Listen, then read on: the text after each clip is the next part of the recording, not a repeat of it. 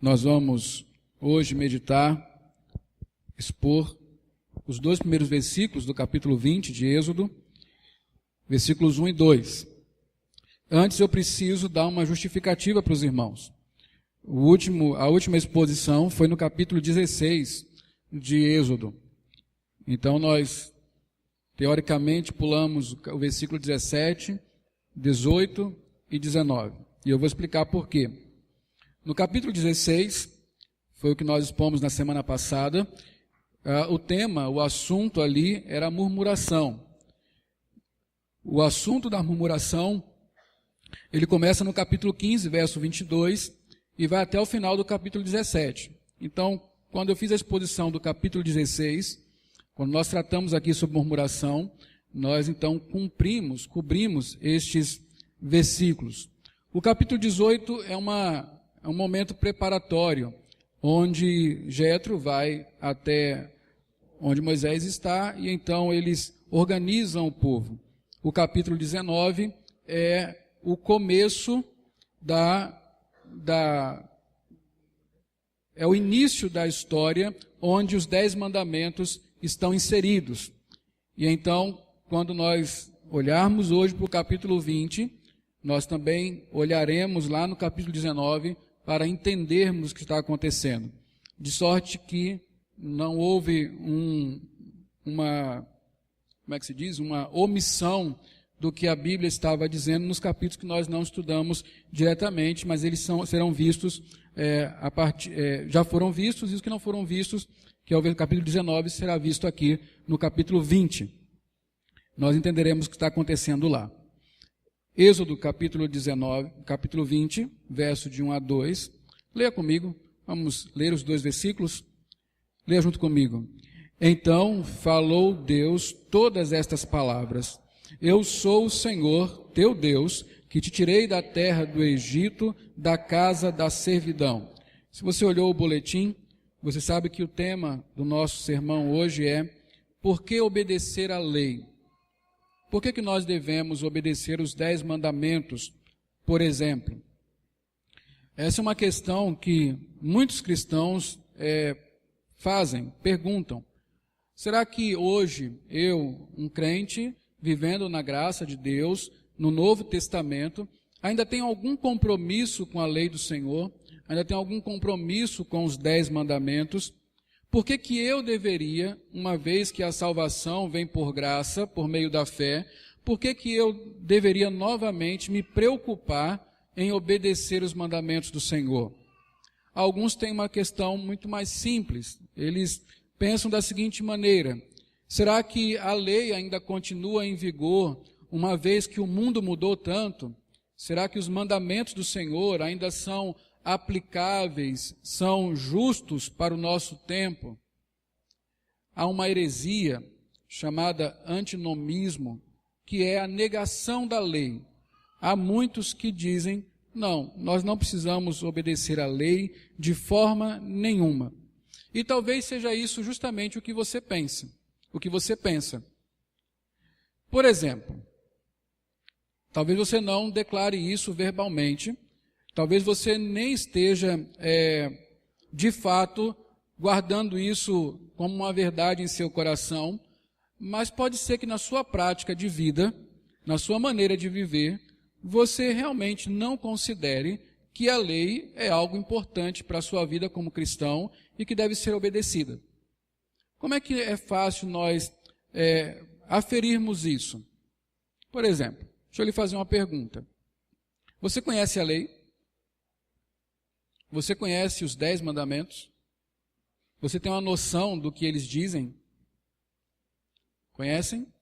Se eu chamar você para vir aqui à frente, para que você anuncie os 10 mandamentos de cor, você passaria um constrangimento ou diria com tranquilidade os 10 mandamentos?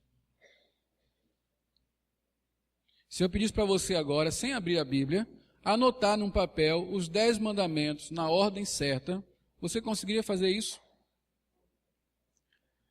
Veja, esta é a lei de Deus. Esta é a lei que deve guiar a vida dos cristãos. E se nós não a conhecemos minimamente, é sinal de que nós não damos muita importância a ela. é sinal de que ela realmente não tem sido alvo da nossa consideração. E se nós não consideramos o enunciado, pelo menos, nós também não consideramos a prática dos 10 mandamentos. Então, hoje, a pergunta que eu quero responder biblicamente é: por que obedecer à lei? Porque não adianta eu expor os 10 mandamentos se antes nós não estivermos convencidos de que nós temos um compromisso com essa lei e devemos obedecê-la.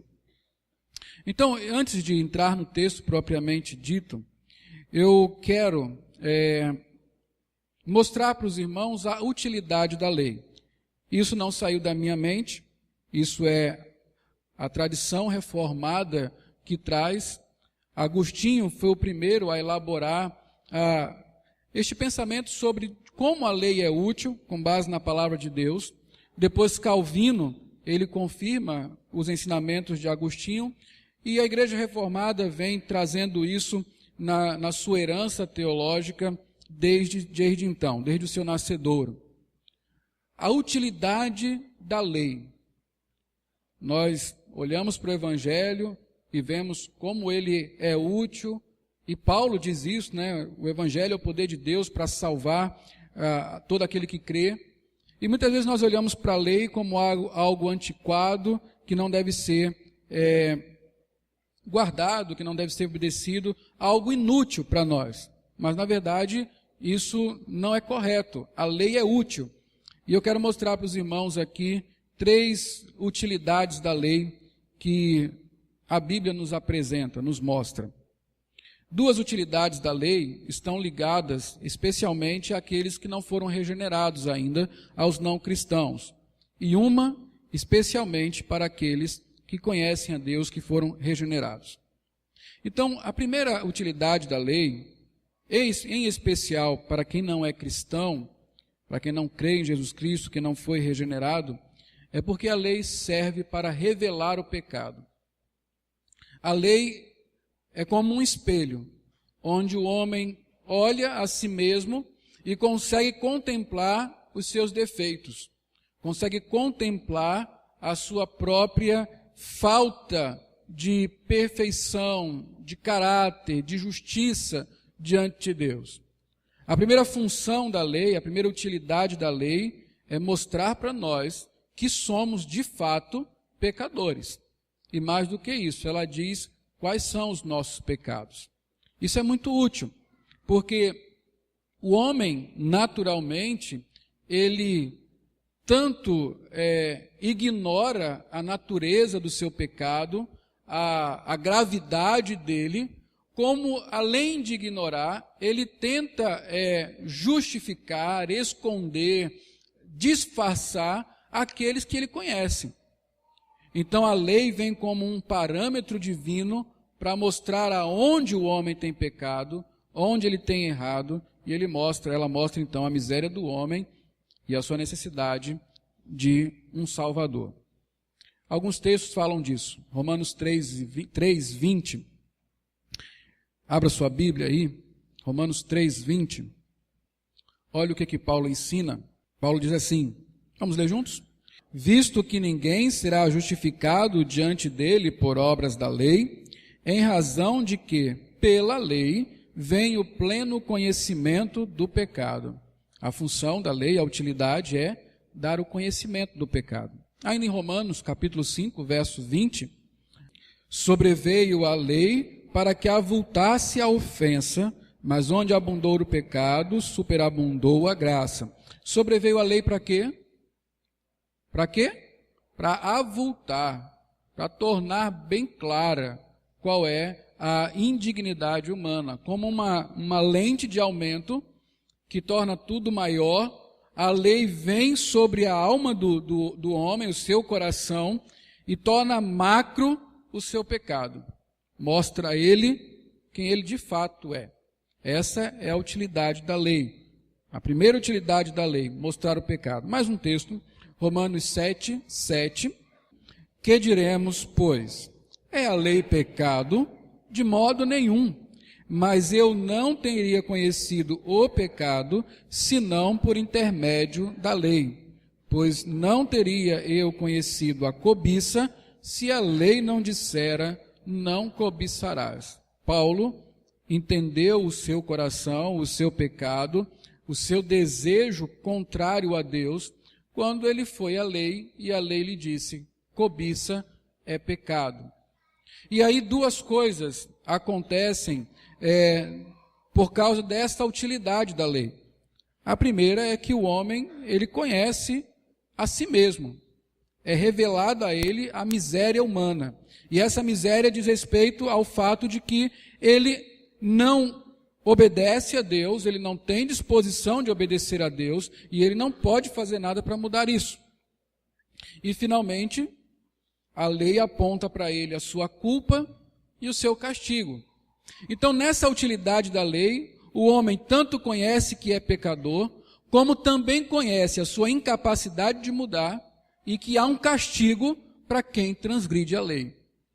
Nesse momento, a lei deixa muito claro para todos nós qual é a nossa condição. Somos desobedientes a Deus, porque não cumprimos a sua lei, e Ele, com justiça, está irado contra nós, e assim que quiser, poderá nos castigar eternamente. Essa é a primeira utilidade da lei. A lei serve para revelar o pecado. A segunda utilidade da lei é que a lei serve para frear o pecado. A lei é útil porque ela freia o pecado. De que maneira? Eu chamo isso de obediência supersticiosa. Eu não sei como é que as crianças fazem hoje, mas eu lembro quando eu era criança, havia sempre aquela ameaça de quando a gente desobedecia ou fazia alguma coisa errada. Alguém falava assim, olha, não faça isso porque Deus castiga. Você lembra disso? Então, essa é a obediência supersticiosa. É a obediência que o homem presta à lei porque ele não tem amor a Deus, não é porque ele ame a Deus, mas é porque ele tem medo de ser castigado. Ele tem medo de que as consequências ditas na lei caiam sobre ele. Então, com medo do rigor de Deus, com medo de ir para o inferno, com medo de ser castigado, ele então obedece à lei. É claro que não é esse tipo de obediência que Deus requer de nós. Pelo contrário, Deus quer uma obediência voluntária, que é fruto do amor que temos por Ele. Mas nesse sentido, a lei é útil, porque você imagine se o homem, sem o temor de Deus, fizesse tudo o que ele quisesse em seu coração. Você imagine como é que o mundo não estaria. Então ela é útil porque ela, ainda que de uma forma não agradável a Deus, ela põe freio ao pecado. O homem teme o castigo, então evita fazer tudo o que está no seu coração. Calvino explica da seguinte maneira, ele chama de justiça constrangida, ou seja, é uma coação que faz o homem obedecer o medo do castigo. E ele fala o seguinte, essa justiça ou retidão constrangida e forçada é necessária à comunidade dos homens, cuja tranquilidade o Senhor sempre supre quando impede que todas as coisas se transtornem na maior confusão. É o que aconteceria se tudo fosse permitido a cada um. Então essa função da lei é de restringir o pecado. Agora, essas duas funções da lei, elas são extremamente importantes para o Evangelho. E é aqui que nós vamos entender de maneira mais apropriada ainda a utilidade da lei.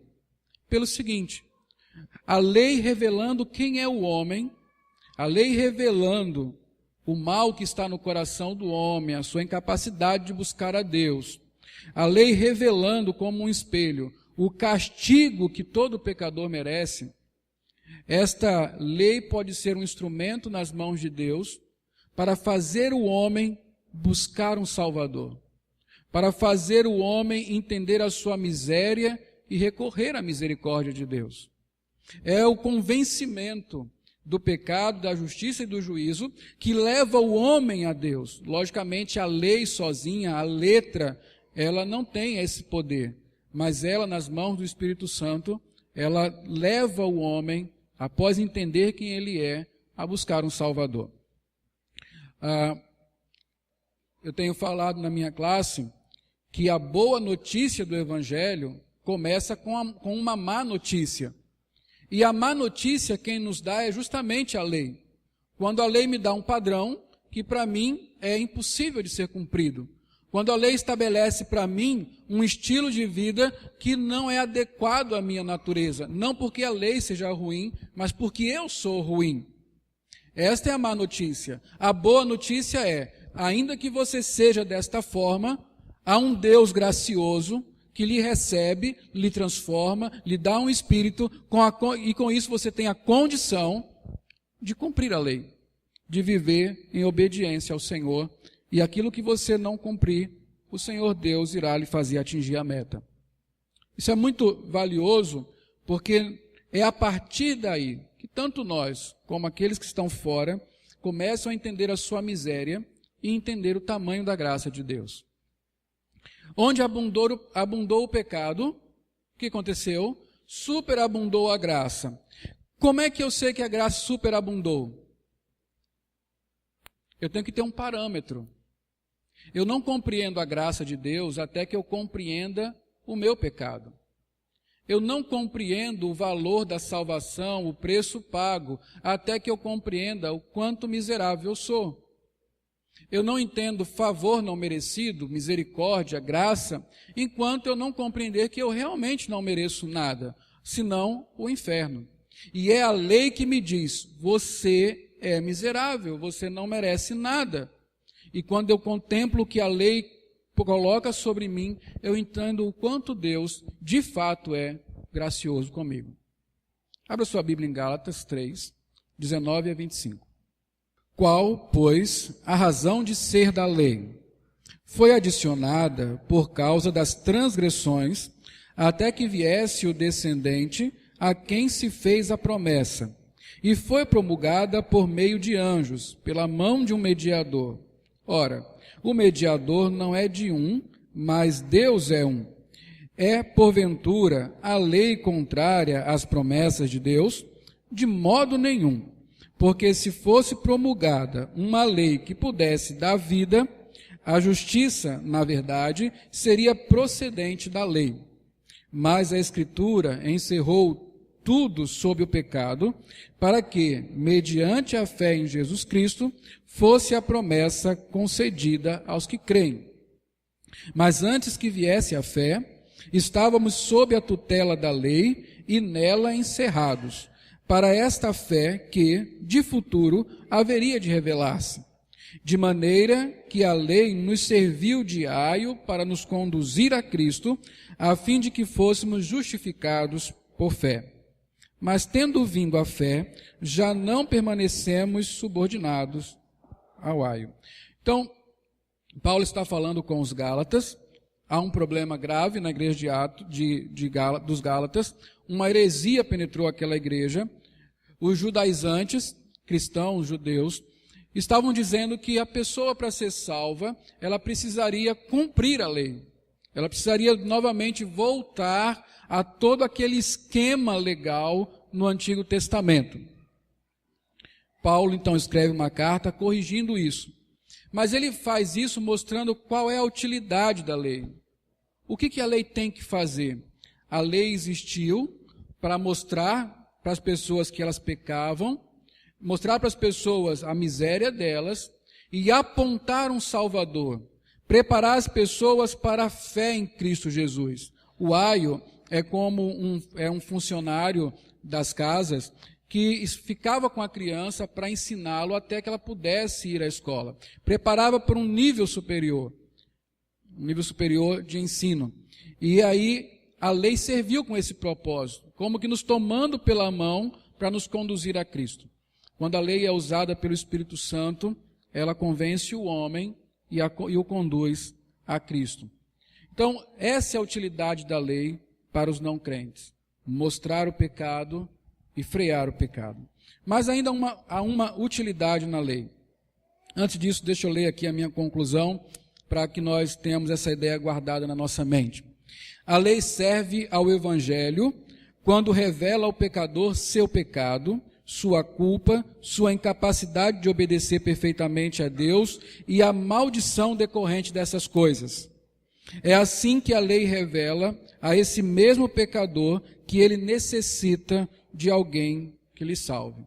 Essa é a função evangélica da lei. Serve para nos dar entendimento acerca da vontade de Deus, serve para confirmar-nos nessa vontade. Esta é a utilidade da lei para os regenerados. São duas coisas importantes. Ela serve para nos dar entendimento acertado da vontade de Deus. Você quer obedecer a Deus, você quer servi-lo. Não é seu desejo esse? Não é isso que está em seu coração, latente, pulsando? Como eu posso servir melhor ao meu Deus?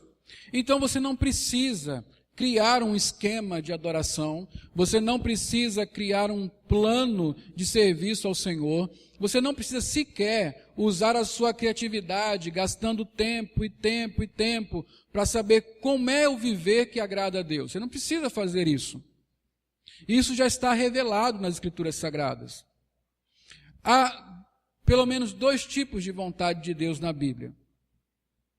Uma é a vontade revelada de Deus. Outra é a vontade oculta de Deus, vamos dizer assim. Qual é a vontade revelada de Deus? É aquilo que Deus diz para você fazer, com muita clareza. Por exemplo, você tem que tomar uma decisão. Eu devo matar ou devo não matar o meu vizinho? Qual é a vontade de Deus para a sua vida nesse assunto? Não matar o meu vizinho. Por quê? Eu não preciso orar, Senhor, mostra-me a sua vontade. Eu vou matar ou eu não vou matar o meu vizinho? Senhor, se o Senhor quer que eu mate o meu vizinho, que o sol não nasça hoje. Não existe isso. Está revelado lá. Não matarás. É a vontade revelada de Deus que nos ajuda a tomar decisões bíblicas todos os dias. Decisões éticas, morais e que glorificam a Deus. Onde está isto? Está na lei moral. Os 10 mandamentos. Basta eu ir lá e eu vou ter um modelo de vida e adoração e serviço ao Senhor. Eu não preciso ficar pensando muito. E há a vontade oculta de Deus. É aquela vontade que se revelará à medida que o tempo anda.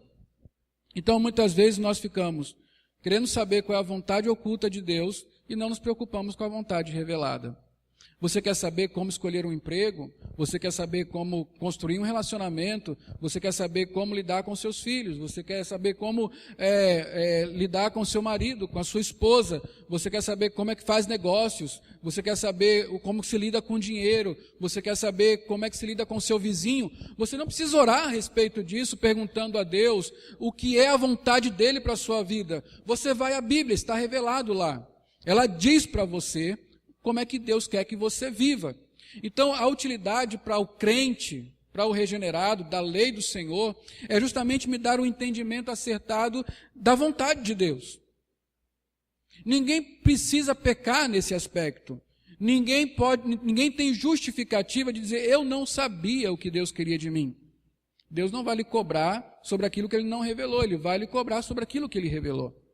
Então, a utilidade de você conhecer a lei, muito mais do que alistar os 10 mandamentos e ficar pensando se você cumpre ou não, é porque conhecendo os 10 mandamentos, você tem subsídio para tomar decisões, construir relacionamentos, viver a vida neste mundo de maneira justa, ética, moral e que glorifica a Deus.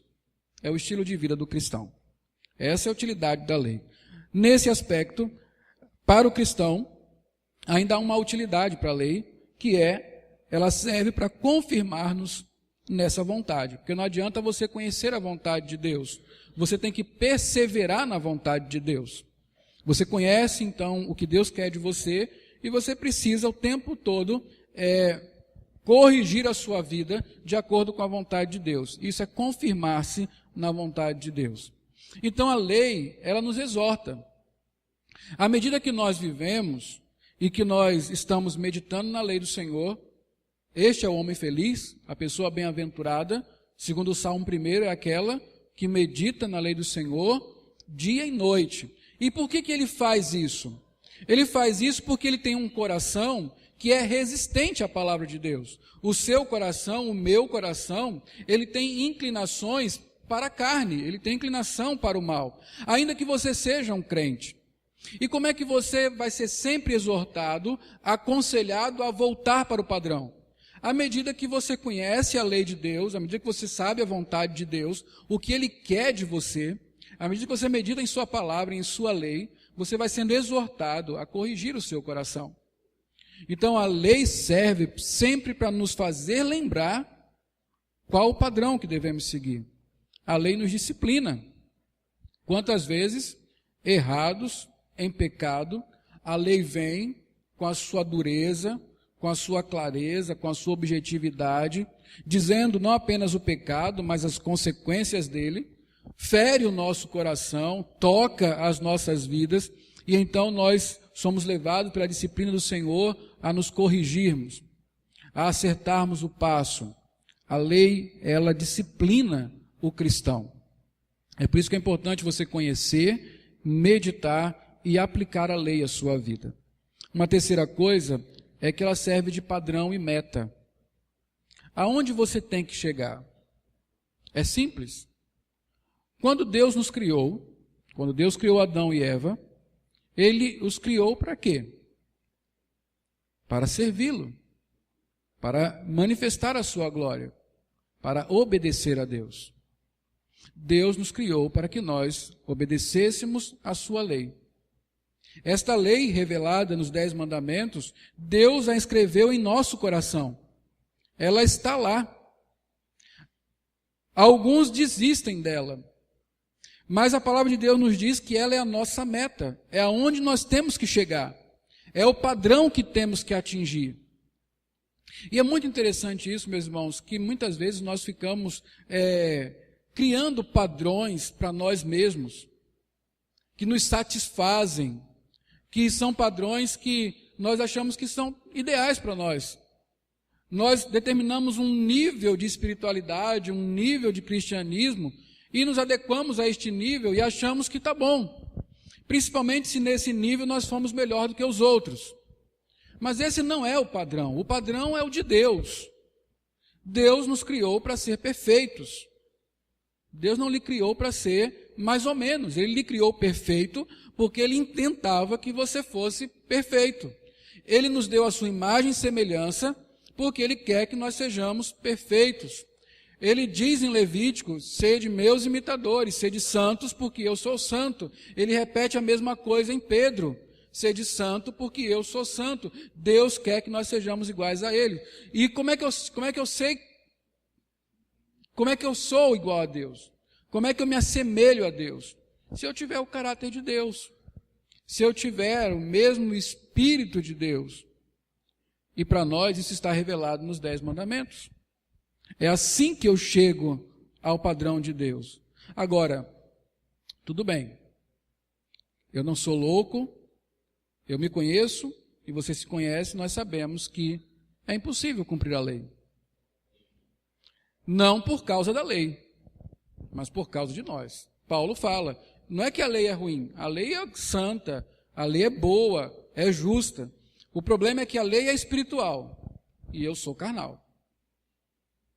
Agora, o que Deus requer de nós, Ele sabe que nós somos pó, Ele sabe a nossa estrutura, Ele sabe os nossos problemas. O que Deus requer de nós é o compromisso de a cada dia buscarmos a meta. O compromisso de a cada dia nos levantarmos diante do padrão de Deus, que é a sua lei, e nos esforçarmos como se dependesse de nós, a sermos obedientes ao Senhor, a cumprirmos a sua lei. É isso que Deus requer de nós. E Deus é tão gracioso, tão maravilhoso, que ao final de tudo, Ele irá completar a obra que começou. Quando Deus nos chamar para si, quando Cristo vier em glória, Ele vai completar, Ele vai nos levar à meta, ainda que nós nunca tenhamos alcançado. É o que se chama glorificação, quando seremos como Cristo é. Agora tem uma coisa muito interessante que nós devemos refletir. Se eu não tenho desejo por alcançar a meta aqui, se a meta da perfeição, da obediência não está no meu coração, isso é um mau sinal. Isso é um mau sinal. Se isso não me agrada agora, também não me agradará na eternidade. Deus me chamou para ser perfeito. E a lei de Deus me mostra o padrão da perfeição. Ela é meu alvo, ela é minha meta. Para o crente, a lei é o seu estilo de vida, a forma de se fazer a vontade de Deus, uma prova de amor ao Redentor e confiança nele. Agora, vamos para o texto. Volte para Êxodo 20, 1 e 2. Nós queremos responder a pergunta por que obedecer à lei. Ela não foi respondida, eu só te mostrei como a lei é útil, como é bom para você obedecer à lei, considerar a lei, como é bom até mesmo para um não cristão conhecer a lei de Deus. Mas nós precisamos saber por quê. Por que obedecer à lei? Êxodo 20, 1 e 2, só para nós recordarmos do que lemos. Leia junto comigo. Então falou Deus todas estas palavras: Eu sou o Senhor teu Deus, que te tirei da terra do Egito, da casa da servidão. Então aqui nós temos a resposta de por que obedecer à lei. Esses dois versículos são tradicionalmente chamados de prólogo da lei, dos 10 mandamentos. São as palavras iniciais antes de Deus determinar cada um dos mandamentos, como que nos dando uma razão de por que obedecer à lei. E isso tem a ver com Deus, com o seu caráter, com quem Ele é. Primeira coisa, por que nós devemos obedecer à lei? Porque a lei são os princípios do Senhor para a vida em aliança. A lei, meus irmãos, os 10 mandamentos, as leis cerimoniais, as leis sanitárias, foram dadas dentro da aliança que Deus tem com o seu povo. Vá para o capítulo 19 de Êxodo, versos 4 e 5. Eu falei para você, Êxodo 19 é a preparação para a entrega da lei. É quando Deus desce no Monte Horebe, em um cenário glorioso, um momento espetacular, onde a glória de Deus se manifesta, onde Deus autoriza Moisés a ser o mediador desta aliança, e onde Deus entrega a sua lei, a sua vontade revelada para o seu povo. Capítulo 19 de Êxodo, versículos 4 e 5. Leia comigo. Tendes visto o que fiz aos egípcios, como vos levei sobre asas de águia e vos cheguei a mim. Agora, pois, se diligentemente ouvirdes a minha voz e guardardes a minha aliança, então sereis minha propriedade peculiar dentre todos os povos, porque toda a terra é minha. E a partir daí há toda uma preparação para que Deus entregue, propriamente dito, os 10 mandamentos. Agora, observe o que está escrito aqui. Veja a linguagem relacional de Deus. Vamos ver se você está bom mesmo de memória. O que é pacto? O que é aliança? Aliança é um relacionamento duradouro que tem promessas e deveres. Então, aliança tem a ver com relacionamento. Observe a linguagem relacional aqui. Como Deus trata o seu povo, não como os ídolos tratavam o povo deles, mas de uma forma aconchegante, carinhosa, paternal, relacional. Observe aí. Tendes visto o que fiz aos egípcios, como os levei sobre asas de águia e vos cheguei a mim? Israel é chamado de povo chegado do Senhor, povo que é acolhido por Ele. Agora, pois, se diligentemente ouvirdes a minha voz e guardardes a minha aliança, então sereis a minha propriedade peculiar dentre todos os povos, porque toda a terra é minha. Deus anuncia a sua a sua possessão sobre aquele povo. Vocês serão meus, particularmente meus. Deus anuncia um relacionamento de exclusividade, que está com base na promessa que feita a Abraão. Eu serei o Deus de vocês e vocês serão o meu povo. Um relacionamento exclusivo, e o pacto dá a esse relacionamento o compromisso de que Deus não voltará atrás em sua palavra.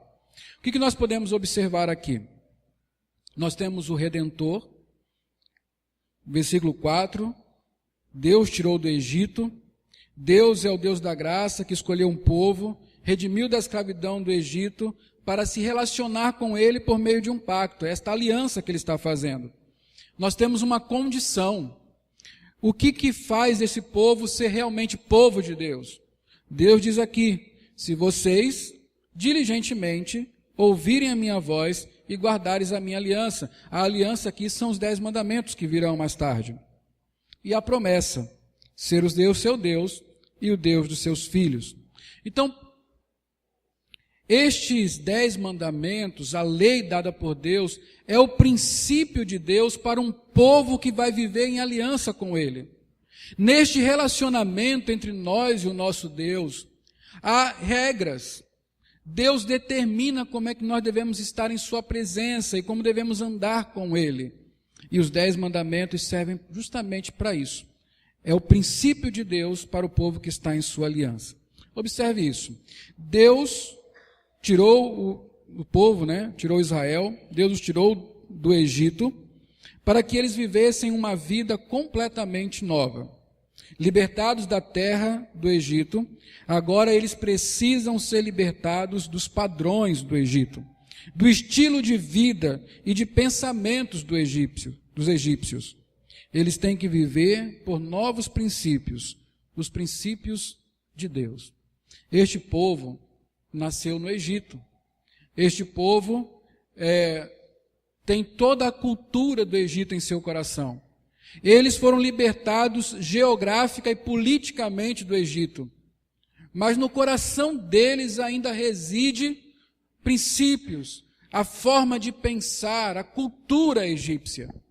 A lei de Deus, os 10 mandamentos, vem justamente para substituir esses princípios. Deus os redimiu para que eles sejam não mais o povo de Faraó, mas sejam o povo de Deus. Que não mais pensem como o Faraó pensava, mas como Deus pensa. E aplicando isso às nossas vidas, quando nós olhamos a lei do Senhor, nós temos que entender que outrora nós fomos escravos dos nossos pecados, escravos do reino de Satanás, que embora tenhamos sido libertados na cruz dessa escravidão, ainda existem em nosso coração princípios da antiga vida. Ainda existe em nosso coração a forma de pensar mundana, carnal. E o que vai vencer isso? Paulo diz que nós devemos transformar-nos pela renovação da mente. E aí nós saberemos que a vontade de Deus é o bom e o perfeito e o agradável. Os princípios que eu aprendi precisam ser deixados de lado, novos princípios têm que entrar na minha vida. Onde é que estão esses princípios? Estão revelados na lei moral, nos 10 mandamentos do Senhor. É uma nova vida, uma nova cultura, novos princípios para quem quer viver em aliança com Deus. Deus regula isso. Esta é a nossa parte, essa é a parte daquele povo, foi a parte daquele povo. Então a lei de Deus são princípios do Senhor para uma vida em aliança. A segunda razão de por que devemos cumprir a lei, obedecer a lei, é porque Deus é o Senhor. Ele é Yahvé, o grande eu sou, aquele que sempre é. E este nome é o nome pactual de Deus. O Deus que fez promessas a Abraão e que cumpriu essas promessas e cumprirá até o fim, a ponto de nos mandar Jesus Cristo. Eu sou o Senhor teu Deus. O que está encerrado nesta frase, nessa declaração de Deus? A primeira coisa, Ele é o Senhor da criação. Por que nós devemos obediência a Deus? Porque Ele nos criou. Esta é uma ordem que não se inverte. Ele é criador, nós somos criaturas. Nós devemos a Ele obediência. Ele legisla e nós temos que obedecer. Ele tem o direito disso. Ele não nos agride, ele não é autoritário, ele não é um invasor de nossa privacidade, da nossa vontade. Quando nos manda fazer alguma coisa, Ele é o Criador. Ele nos formou e formou com um propósito, que é ser dEle, glória dEle, servir a Ele. E nós não temos o direito de dizer, não, eu não vou obedecer a você. Ele é o Criador, Ele é o Senhor de todo o universo. Toda a criação deve a Deus a obediência. É assim que é, por ordem natural da criação. Ele diz, eu sou o Senhor. Mas ele vai além para aquele povo. Ele diz, eu sou o Senhor, eu sou Yahvé, o teu Deus. Mais uma vez, o relacionamento é destacado aí. E aqui tem uma coisa extraordinária. Porque é neste ponto que nós temos uma transformação de obrigação para prazer. Porque nós devemos obedecer a Deus por obrigação. Só que o fato de Deus ser o meu Deus, o Deus que se fez propriedade minha e que me fez propriedade dele, o Deus que fez um pacto comigo, fez um pacto com o meu povo, o Deus que me fez promessas inefáveis, e eu não estou falando das promessas da terra prometida, para nós as promessas são de vida eterna, cumpridas através do sangue de Jesus Cristo derramado na cruz do Calvário. Esse Deus que me ama, que se relaciona comigo, que quer o meu bem, Ele tem o direito de que eu obedeça por amor e por gratidão. Esse é o Deus que sabe o que é bom para mim. E Ele me diz como eu tenho que viver a fim de ter o que é bom para mim. Então eu lhe obedeço, porque Ele é digno disso. Deus me escolheu. Ele nos deu o privilégio de ser o nosso Deus. E por isso nós o obedecemos. A terceira razão, porque nós devemos obedecer à lei, está no versículo 2, porque Deus é o Redentor. Que te tirei, eu sou o teu Deus, que te tirei da terra do Egito, da casa da servidão. Isso desperta em nós gratidão. Despertou naquele povo, deveria ter despertado naquele povo gratidão. Deus foi até o Egito, a expressão mais fabulosa da Bíblia, extraordinária, graciosa. Ele diz a Moisés, eu desci para fazer vocês subirem para uma terra boa. Ele entrou no Egito poderosamente, destruiu o faraó, os seus cavaleiros. Ele libertou o seu povo, ele saiu rico do Egito depois de 430 anos de cativeiro. Deus fez isso por aquele povo com atos extraordinários. Deus substituiu os filhos primogênitos dele por uma aliança com cordeiros. É o Deus da graça, da misericórdia, o Redentor. E meus irmãos, lembrando do que Paulo fala, o amor de Cristo, o amor de Deus nos constrange. E é justamente conhecer a obra redentora de Deus que nos deve fazer inclinar diante dele, não apenas para cantarmos louvores, mas para obedecermos a sua voz, para darmos ouvidos ao que ele quer de nós especificamente, e então entregar o nosso coração em devoção, obediência, não da forma como eu quero, mas da forma como está revelado na palavra do Senhor, e tão claramente nos 10 mandamentos. Gratidão a Deus. Deus não nos tirou da escravidão do Egito, Deus nos tirou da escravidão do pecado, do reino das trevas, do domínio de Satanás. Deus invadiu o inferno e roubou as nossas almas de lá. Ele já destruiu a morte, já destruiu o inferno, já destruiu Satanás. Ele poderosamente se vingou dos nossos inimigos, nos deu libertação, nos conduziu a um reino celestial. Tudo isso sem que nós movêssemos uma palha, até porque éramos escravos. E ele não levantou qualquer um, ele mandou o seu próprio filho, o Salvador, o Redentor, nesse ato extraordinário, único de salvação. Foi o justo Jesus Cristo, que cumpriu a lei em nosso lugar, que pagou a pena em nosso lugar, para que, pela falta de condição de obedecermos à lei, nós pudéssemos estar diante de Deus, justos, justificados dos nossos pecados. Quando eu sei disso, quando isso bate ao meu coração, eu faço a pergunta de Davi: que benefícios darei ao Senhor por todos os seus benefícios para comigo? Você não precisa ir longe, você só precisa ser obediente. A fé que Deus nos dá nos conduz à obediência. Obediência aos mandamentos do Senhor. Uma outra coisa, no que diz respeito à redenção, é que não é apenas gratidão. Mas você já aprendeu aqui que redimir significa comprar.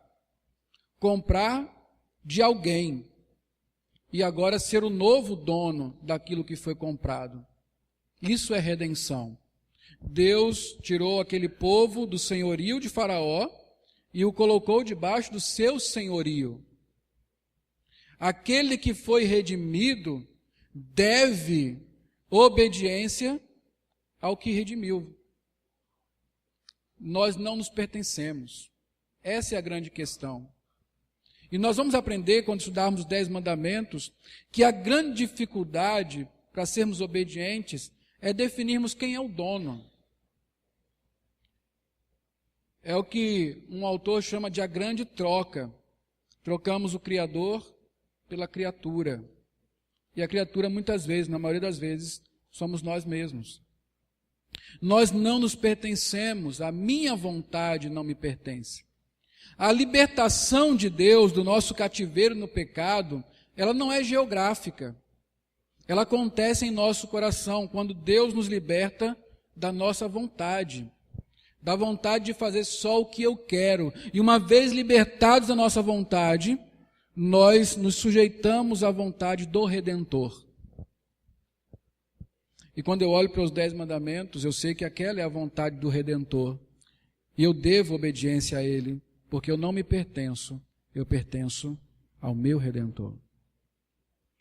Lá em Cantares, há uma expressão que nós muitas vezes usamos tão romanticamente em relação a Deus, mas que ela tem profundas raízes no que diz respeito a quem nós somos de fato e o que devemos a Deus. Você conhece: eu sou do meu amado e ele é meu.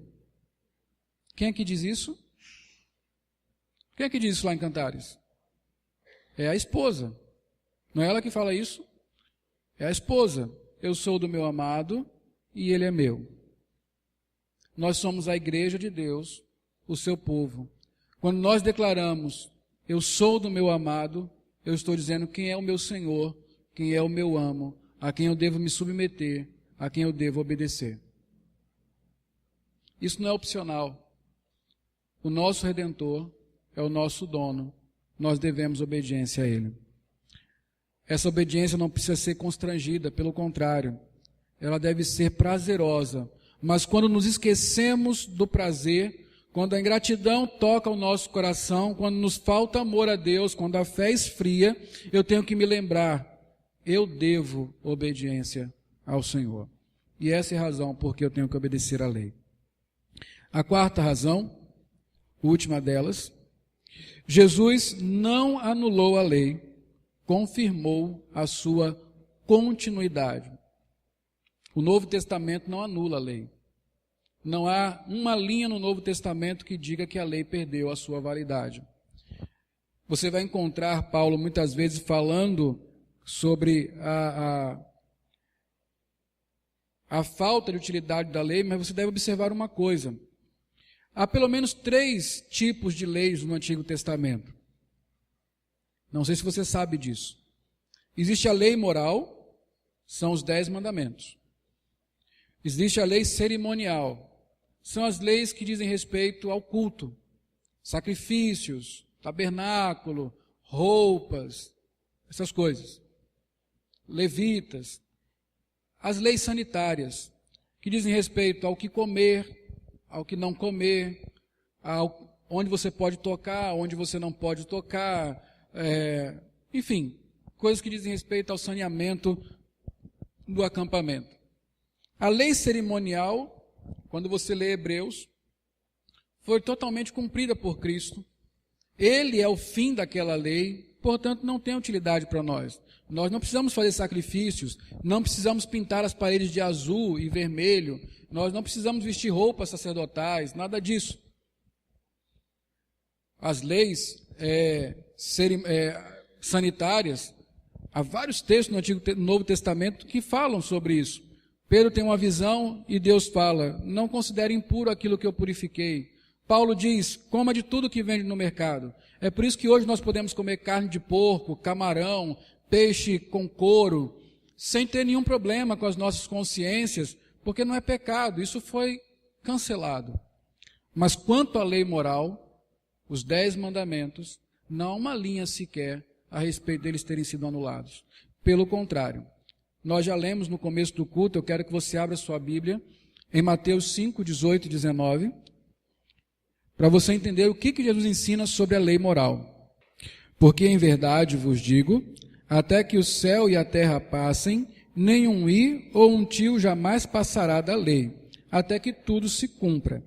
Aquele, pois, que violar um destes mandamentos, posto que dos menores, e assim ensinar aos homens, será considerado mínimo no reino dos céus. Aquele, porém, que os observar e ensinar, esse será considerado grande no reino dos céus. Entendeu? Não há aqui, por parte de Jesus Cristo, qualquer instrução a respeito de nós não cumprirmos a lei, de não obedecermos a lei.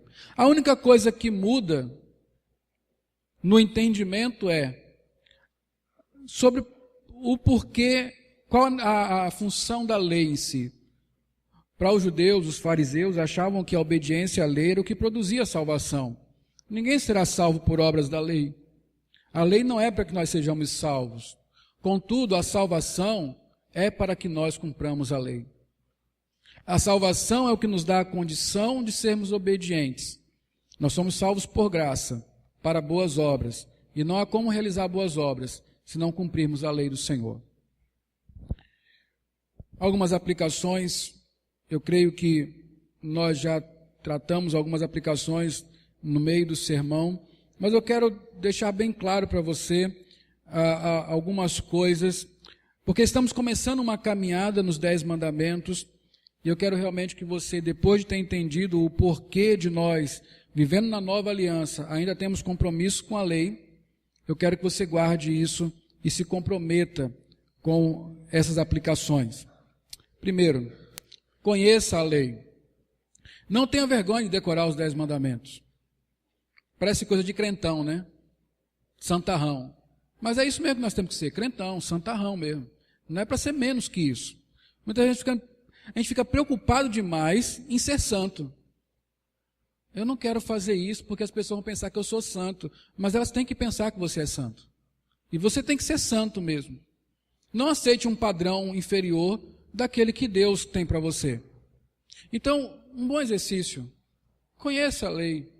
Decore os 10 mandamentos. Você os tem de cor. Então conheça a lei. Não apenas Êxodo 20. Leia Levíticos. Leia Deuteronômio. Leia os demais capítulos de Êxodo, porque são aplicações da lei. Depois que você lê tudo isso, vá para Mateus 5, Sermão do Monte. É a lei no Novo Testamento. Você vai ver que Jesus tornou a coisa ainda mais grave. Medite na lei do Senhor. Decore os seus mandamentos. Eles vão lhe ajudar a tomar decisões. Faça da lei a meta da sua vida. Nós sabemos, não há possibilidade nesta vida de sermos perfeitos, de cumprirmos toda a lei, mas estabeleça a meta. Este é o meu ponto, este é o meu padrão. Se eu tenho que ser igual a Cristo, eu tenho que ser obediente. Jesus cumpriu toda a lei. Eu sou chamado para ser igual a Cristo. E ser igual a Cristo não é viver partindo o pão, não é viver fazendo milagre, não é viver falando coisas bonitas. É ser prático na vida de obediência a Deus, ainda que isso seja sacrificante. Então, faça da lei a sua meta. Siga Cristo. Cumpra a lei. Tente, pelo menos. 3. não anule a fé. Essa é a grande bronca dos fariseus. Fariseus não criam e se confiavam na lei. Jesus Cristo ensina: sem mim nada podeis fazer. A lei não é para salvação. Jamais se apegue à lei para construir uma dívida com Deus, como se Deus fosse lhe dever alguma coisa porque você é certinho. O justo vive por fé. Fé em quem? Nem Jesus Cristo, o justo, o único que cumpriu perfeitamente a lei. Eu tenho que ser fiel à lei de Deus, mas sem esquecer: a graça me salva. Cristo é o meu Redentor, não a lei. Não abandone a fé, mas que a sua fé seja tão poderosa em seu coração que ela lhe constranja a lutar por ser obediente a Deus, através do cumprimento dos 10 mandamentos. E a quarta aplicação: ame a Deus por meio de sua obediência à lei. A lei foi dada em um contexto pactual. Um contexto pactual é sobre relacionamento, é sobre amor. O amor de Deus pelo seu povo e o amor que Ele quer que o seu povo tenha por Ele. Quando nós estamos na aliança com Deus, nós sabemos do amor que Deus tem por nós e sabemos também que Deus quer que nós o amemos. Como é que Deus nos amou? Foi de forma subjetiva? Foi subjetivo o amor de Deus? Não foi. Você consegue descrever os atos de amor de Deus. É objetivo. O que Ele fez? Veja quanto nos amou, a ponto de ter dado o seu Filho para morrer em nosso lugar, quando nós éramos inimigos. É o amor objetivo, transformado em atos. É esse mesmo amor que Deus quer que você tenha por Ele. Um amor objetivo, que se transforma em atos. Como é que você ama a Deus? Aquele que tem os meus mandamentos e os guarda, este é. Como é que se mostra amor a Deus? Sendo obediente. Então, ame a Deus por meio da obediência à lei. Que o Senhor nos abençoe.